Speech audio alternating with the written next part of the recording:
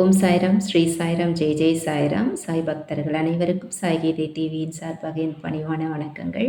இன்னைக்கு சாய்கீதை டிவியில் நம்ம ஒரு புதிய தலைப்பை பற்றி பேச போகிறோம். அது என்னென்னா, ஸ்லோகங்களையும் மந்திரங்களையும் சரியான முறையில் உச்சரிக்காமல் போனாலோ, அதனுடைய வார்த்தைகள், அதுக்குள்ளே இருக்கக்கூடிய வார்த்தைகளை தவறுதலாக நம்ம சொன்னாலோ, அதற்கான முழு பலன் நமக்கு கிடைக்காம போயிடுமா, இல்லை கிடைக்குமா அப்படிங்கிறத பற்றி தான் நம்ம இன்னைக்கு பேச போகிறோம்.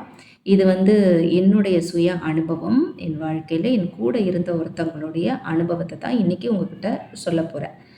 இந்த சொல்லும் பொழுது இதில் என்னுடைய தனிப்பட்ட கருத்து இல்லை, அனுபவத்தை தான் நான் உங்ககிட்ட சொல்ல போகிறேன். இது யார் மனதையும் நோகடிக்கிறதுக்காக இல்லை.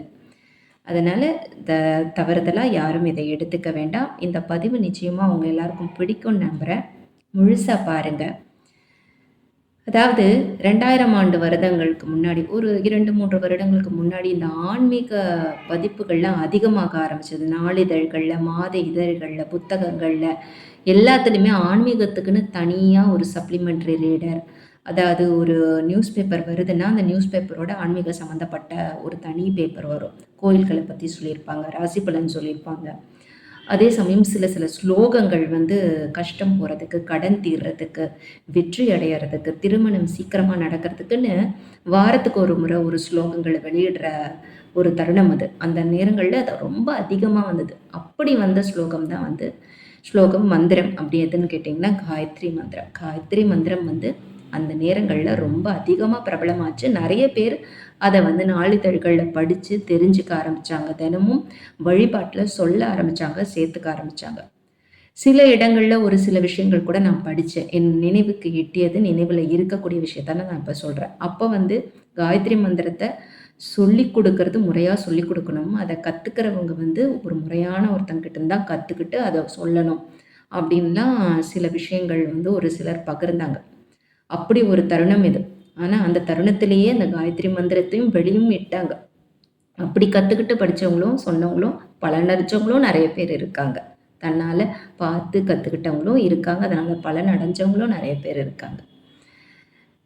இப்படி இருக்கும் பொழுது காயத்ரி மந்திரத்தை நான் ஒரு நாளிதழில் பார்த்து தான் முதல்ல நான் கற்றுக்கிட்டேன். அப்படி கற்றுக்கிட்டு இருக்கும்போது தினமும் நாங்கள் வேலை செஞ்சுட்டு வேலைக்கு போகிறதுக்கு முன்னாடி விளக்கேற்றிட்டு எனக்கு தெரிந்த சில ஸ்லோகங்கள், மந்திரங்கள்லாம் கடவுள் முன்னாடி சொல்லிட்டு வேலைக்கு போகிறது நான் வழக்கமாக வச்சுருந்தேன். அப்படி என் கூட வேலை செஞ்சவங்க அதை பார்த்துட்டு ரொம்ப ஆர்வமாக அவங்க என்ன சொன்னாங்க, எனக்கும் ஏதாவது ஒரு சொல்லிக் கொடு, நீ என்னெல்லாம் தினமும் சொல்கிற அதெல்லாம் சொல்லுன்னு சொன்னாங்க. எனக்கு தெரிஞ்சதெல்லாம் நான் சொன்னேன்.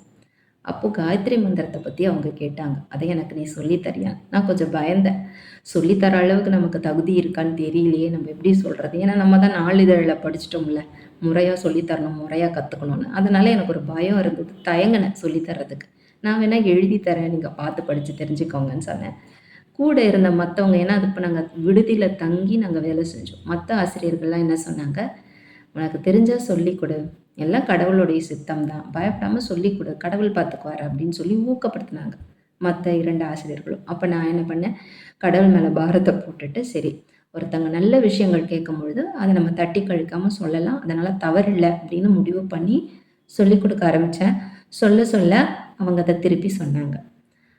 குழந்தை மழலையாக பேசும்போது எப்படி தத்தி முதல்ல ஒரு புது மொழியை கற்றுக்கும் பொழுது ஒரு மழலை மொழியில் எப்படி குழந்தைகள் பேசுமோ அது அதே மாதிரி அவங்க அதை கற்றுக்கிட்டு சொல்ல ஆரம்பித்தாங்க.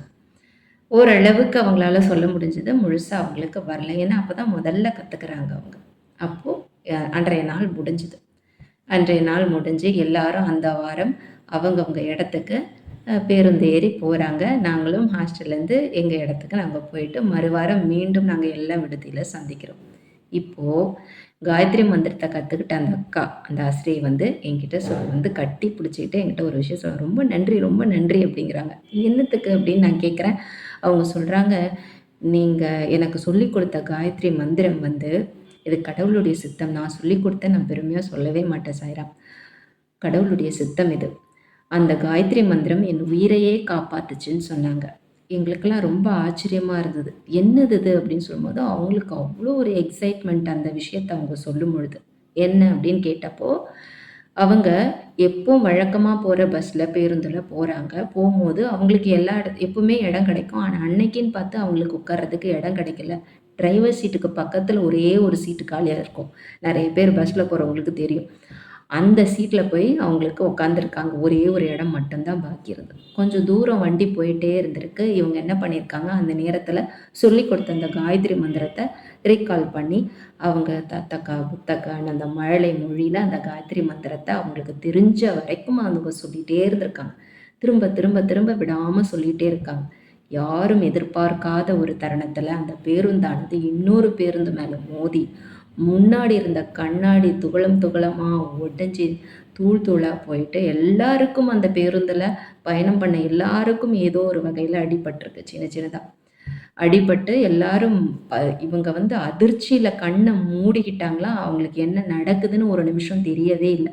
என்னடா இது என்ன நடக்குது அப்படின்னே அவங்களுக்கு தெரியல. அப்படியே கண்ணை இறுக்க மூடிட்டாங்க. அந்த மந்திரத்தை சொல்லிக்கிட்டே தான் இருக்காங்க. கண்ணை இறுக்க மூடிட்டாங்க. ஏதோ நடந்துருச்சு அப்படின்றது மட்டும் அவங்களுக்கு தெரியுது. சொல்லி முடிச்சுட்டு அவங்க இந்த சம்பவம் நடந்து முடிஞ்ச பிறகு அவங்க மெதுவாக கொஞ்சம் சுதாரிச்சுட்டு திரும்பி பார்க்குறாங்க. எல்லாருக்குமே கொஞ்சம் கொஞ்சம் ஓரளவுக்கு அடிபட்டிருக்கு. நிறைய பேருக்கு அடிபட்டிருக்கு பேருந்தில். எல்லாம் தலையில் கை வச்சுட்டு இறங்குறாங்க, கர்ச்சிப்பை வச்சு இறங்குறாங்க. அந்த மாதிரி அடிபட்டு எல்லாரும் பேருந்தை விட்டு கொஞ்சம் கொஞ்சமாக இறங்குறாங்க. ஆனால் இவங்களுக்கு மட்டும் ஒரு சின்ன கீறல் கூட விழாமல் தப்பிச்சிட்டாங்க. இத்தனைக்கும் அந்த கண்ணாடி தூள் வந்து இவங்க தாண்டி எல்லார் மேலேயும் போய் விழுந்திருக்கு. அந்த கண்ணாடி தூளோட ஒரு சின்ன பீஸ் கூட அவங்க மேலே பட்டு அவங்களுக்கு காயம் ஏற்படாமல் அவங்க தப்பிச்சிட்டாங்க. இதன் மூலமாக என்ன தெரியுது சாய்ராம், நம்ம குழந்தை இருக்குது நமக்கு. அந்த குழந்தை பேசுகிற மழலை மொழி வந்து யாருக்கும் முதல்ல புரியாது. ஆனால் பெற்ற தாய்க்கு புரியும். அந்த மாதிரி தான் மந்திரங்களும் ஸ்லோகங்களும் நம்ம தவறாக சொன்னாலும் கூட யாருக்கும் புரியுதோ இல்லையோ, நம்ம பெற்ற தாயை போல இருக்கக்கூடிய நம்ம இறைவனுக்கு நிச்சயமாக புரியும். பாஷையே பேச முடியாத எத்தனையோ பேர் இருக்காங்க. யாரையும் மனம் நோக்கும்படியா நான் நினைக்கல, சொல்லலை. காது கேளாதவர்கள் இருக்காங்க. வாய் பேச முடியாத கடவுளுக்கு இணையான அந்த குழந்தைகள் இருக்காங்க. அவங்களால ஒரு மொழியை சொல்ல முடியாது. வாய் திறந்து எந்த பாஷையும் அவங்களால பேச முடியாது. ஆனால் மனசுங்கிற அந்த பாஷை மூலமாக அவங்க கடவுள்கிட்ட நித்தமும் பேசிட்டு தான் இருக்காங்க. அது கடவுளுக்கு புரியுது. அந்த கடவுள் அவங்களுடைய அந்த குழந்தைகளை அரவணைச்சு பாதுகாத்து இன்னைக்கும் வழி நடத்திக்கிட்டு தான் இருக்காரு. அந்த மாதிரி தான் சாய்ராம். நம்ம பேசுகிற அந்த மொழி இறைவனுக்கு புரிந்தால் போதும், நமக்கு நடக்க வேண்டிய நல்ல விஷயங்கள் எல்லாமே நிச்சயமாக நடக்கும். அந்த சொல்கிற விஷயத்த நம்ம எப்படி சொல்லணும் அப்படிங்கிறதும் இதில் ஒரு பெரிய பாடம். நம்பிக்கையோடு அதை கற்றுக்கணுன்ற ஆர்வத்தோடு அவங்க சொன்னாங்க. அந்த ஆர்வமும் அந்த நம்பிக்கையும் அவங்கள வந்து காப்பாத்துச்சு. அவங்க அந்த நேரத்தில் அந்த ஸ்லோகத்தை கற்றுக்கணுன்றதும் அவங்களோட கர்மம். அந்த ஸ்லோகத்தால் அவங்க உயிர் பிழைக்கணுன்றதும் அவங்களுடைய கர்மம். முதல் சீட்டில் உட்காந்துட்டு இருந்த டிரைவர் சீட்டுக்கு பக்கத்தில் உட்காந்துட்டு இருந்த அவங்களுக்கு சின்ன கீறல் கூட விழாமல் தப்பிச்சாங்கன்றது ஒரு பெரிய அதிசயம்தான். இன்றளவுக்கும் என்னால் இந்த அதிசயத்தை மறக்கவே முடியல. அதனால் நம்ம வேண்டுதல்கள் எதுவாக இருந்தாலும் அதை முழு மனதோடு நம்ம சொல்லும் பொழுது, ஏதோ ஒரு விஷயம் கடவுளுக்காக நம்ம கற்றுக்கும் பொழுது, அது எந்த ஒரு விஷயமா இருந்தாலும் அதை முழு மனசோடு நம்ம சொல்லும் பொழுது, ஆத்மார்த்தமாக சொல்லும் பொழுது, முழு அன்போடு சொல்லும் பொழுது நிச்சயமாக அது கடவுளுக்கு புரியும். யாருக்கும் புரியணுன்ற அவசியம் கிடையவே கிடையாது. இந்த பதிவு உங்கள் எல்லாருக்கும் பிடிச்சிருக்கும்னு நினைக்கிறேன். பிடிச்சிருந்தா ஓம் சாய்ராம்னு பதிவிடுங்க. இல்லை உங்களுக்கு எந்த கடவுளுடைய நேம் உங்களுக்கு பிடிக்குமோ அந்த கடவுளுடைய நாமத்தை பதிவிடுங்க. ஜெய் ஜெய் சாய்ராம். மீண்டும் அடுத்த பகுதியில் சாய்கீதை டிவியில் சந்திப்போம்.